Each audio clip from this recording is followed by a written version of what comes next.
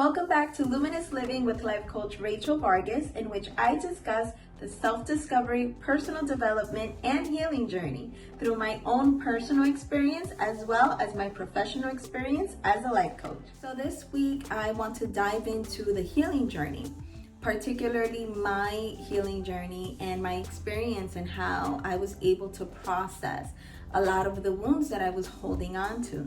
So this is very personal to me because I have not shared this with absolutely anyone till now.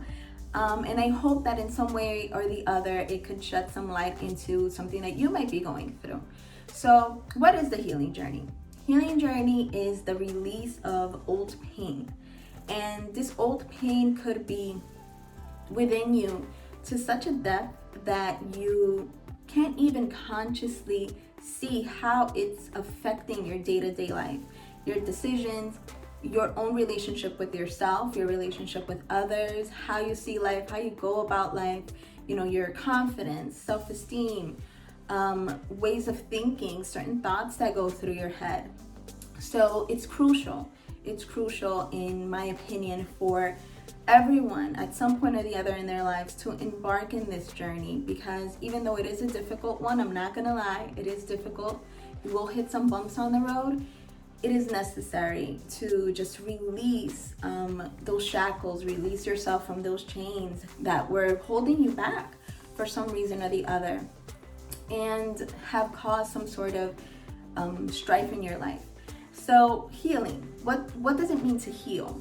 So to heal is to become healthy again, to become whole, to bring a stop to a certain ailment, or to bring conclusion to some sort of conflict.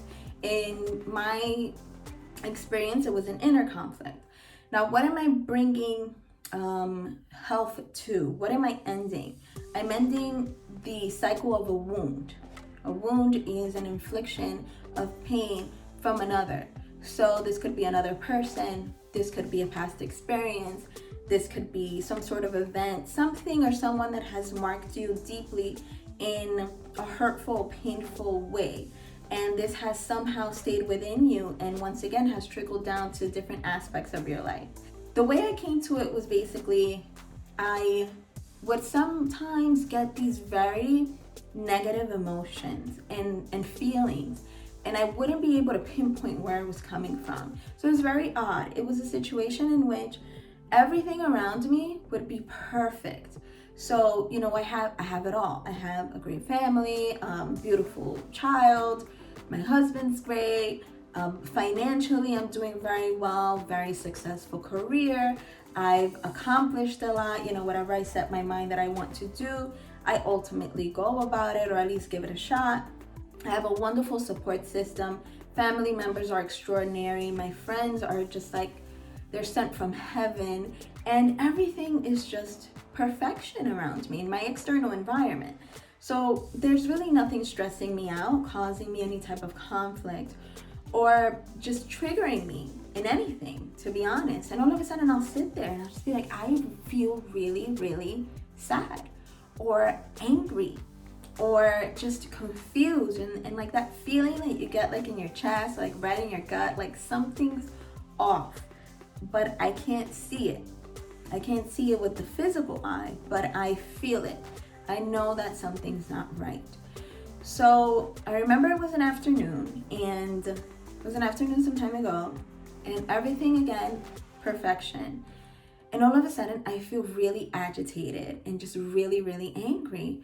And I couldn't pinpoint why. So in my head, I'm like, okay, this isn't you. You're usually in a really good mood, or as positive as you could possibly get. What's going on? And again, I start detailing every part of my life. And I'm like, well, check, this is great. Check, this is great. Check, this is great. What's off? Automatically, I knew it was something within myself that was off. What was my initial reaction? Avoidance, okay? Distractions.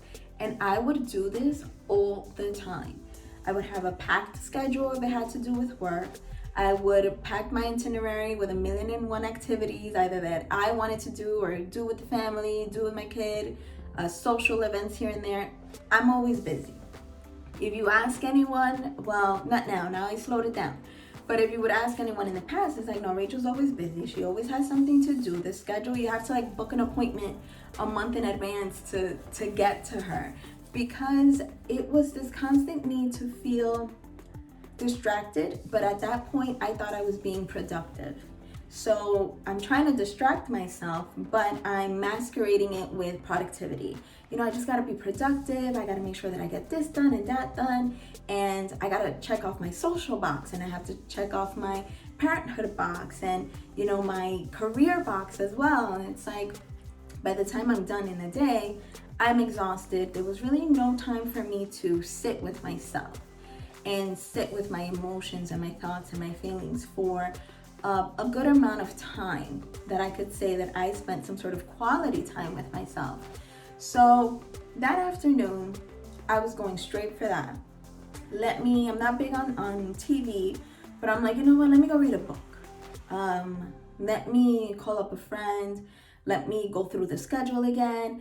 I'm just looking for things. I even started looking through my phone, scrolling through Instagram, going through emails that I had already gone through, and for some reason I just did not want to sit with that negative emotion because it made me feel really uncomfortable.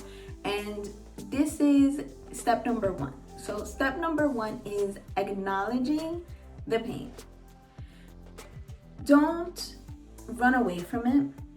Don't try and sugarcoat it. Don't try and distract yourself from it. Acknowledge it. You know, even if you don't understand the why, like, you know what? I feel angry. I feel sad. I feel nostalgic. I feel confused. Just acknowledging the fact that you feel this way, because even though none of us want to feel that way because it feels so yucky, it's important to really bring acknowledgement to the fact that you're actually going through this and not running away from it. Distractions. Once you acknowledge, like, okay, I feel like that afternoon, I felt angry. Like, okay, don't run from it. It makes no sense right now, but I feel angry. Okay, got it.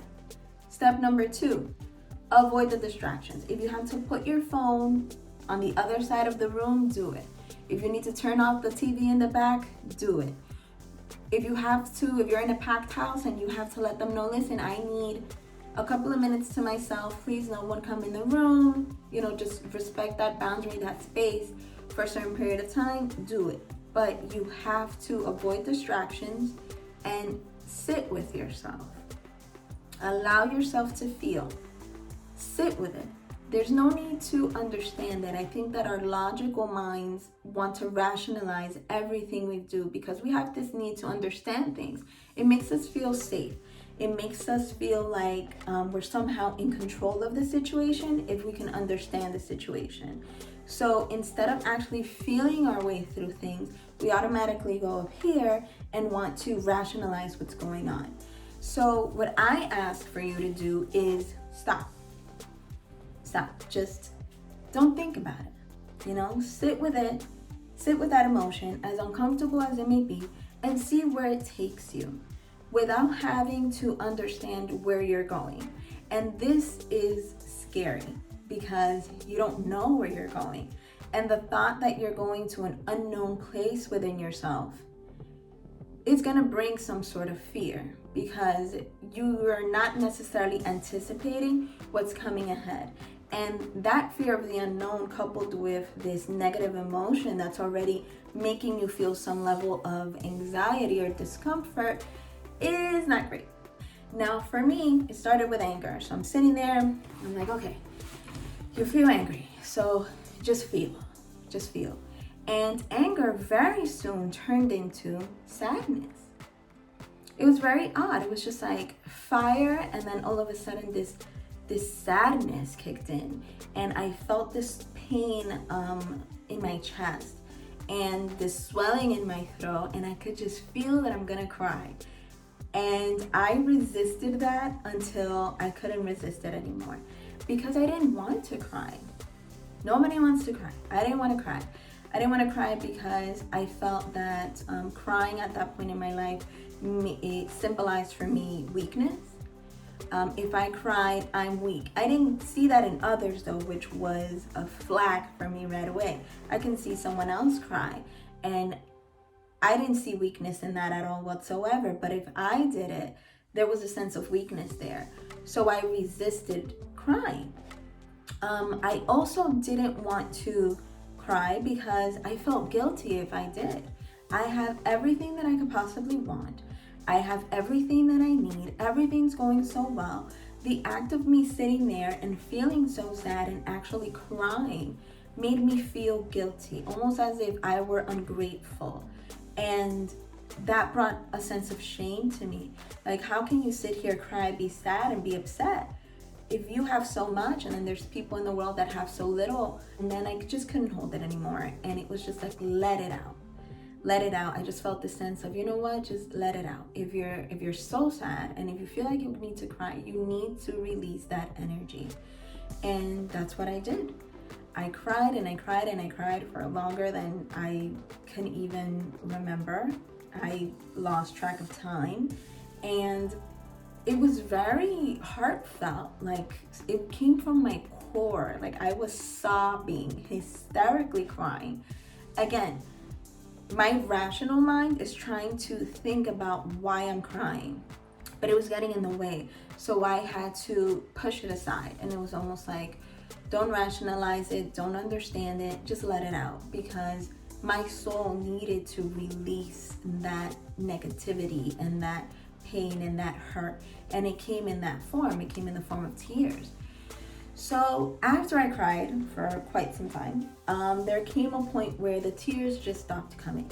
And I think we all recognize, that feeling when you're like hysterically crying, and then all of a sudden, like, you starting to feel lighter and lighter, and the tears don't come as heavy anymore. And ultimately, you find yourself at a point where they just stop coming. They just stop coming, and I could feel my heartbeat just starting to slow down, and I felt a sense of relief. And it was when I felt that sense of relief that I made the decision to now allow my rational and logical self to come in and now think, now be able to think, now be able to dive into that process of, okay, we release that energy, there's a sense of relief. Now I could see, now I can actually think with clarity. And I was able to really connect the dots as to where these emotions were coming from. And that is where the next step comes. So once my thinking process cleared up and I was able to just fully see a clearer path as to what was in front of me, I noticed that the sadness that I was feeling was associated with the loss of certain people in my life. And it was funny because once I really started to think about it, I'm there sitting there with my eyes closed, and I'm like, okay, why are you sad? What's the first thing that comes up? Don't try and rationalize it. And the first thing that came up was that a nostalgic feeling. The sadness came from nostalgia of people that I had lost through life. And as I followed that, I'm like, okay, let's visit these people. And I would like imagine it in my mind, this image of the people that I had in mind. And that nostalgia and that sadness very soon turned into anger and resentment when I was thinking of these people, because it triggered in me abandonment. And the word just came, boom, like it bum rushed me out of nowhere. And it was just like, Part 1 of 3, so make sure you check out the other 2 videos as they are posted throughout the week.